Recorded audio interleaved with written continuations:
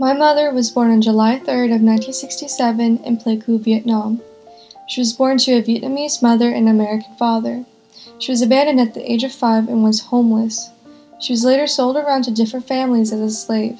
Every day, she was beaten and overworked. She ran from bombs in the distance when she was 7 because of the war. All she knew how to do was survive. When she was 10, she was beaten to death several times and drowned, but was revived every single time. As a slave, she was forced to sleep outside under a tree, even when it stormed. She scavenged for food in trash cans because everyone refused to feed her. She was malnourished and almost died again from starvation. After the war, she was granted the chance to come to America. There was a ship that took all half-American children to sail across the Pacific. However, my mother was reunited with her mother shortly before that and didn't want to leave her after so many lost years between them. Her mother kept pushing her to leave in the boat, but she was too late when the gates had closed and the boat left the dock. Then in the distance, you could hear an explosion. The entire ship exploded.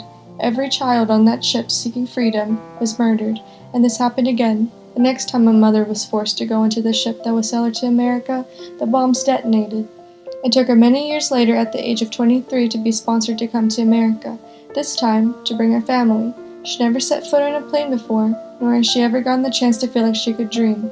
A dream of leaving a war-ridden country that mistreated her when she was its own.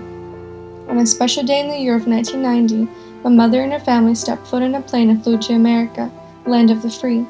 When she landed, she was in an unfamiliar place. She knew no one and couldn't speak a word of English. Everyone refused to help her, but she was determined. She didn't feel lost, despite it being her first time in a foreign country. She was home. Nothing scared her, and nothing could scare her. She defied discrimination, doubt, all of her adversities. She defied the darkest thing to exist, and that is death. Nothing scared her.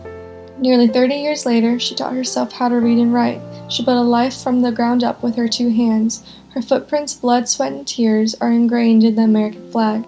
That is my mother, and her name is Sunny. Before her father was killed in war, he named her Sunny because he believed she would bring warmth to the world one day. And she did. She brought life. This is my mother's journey to America.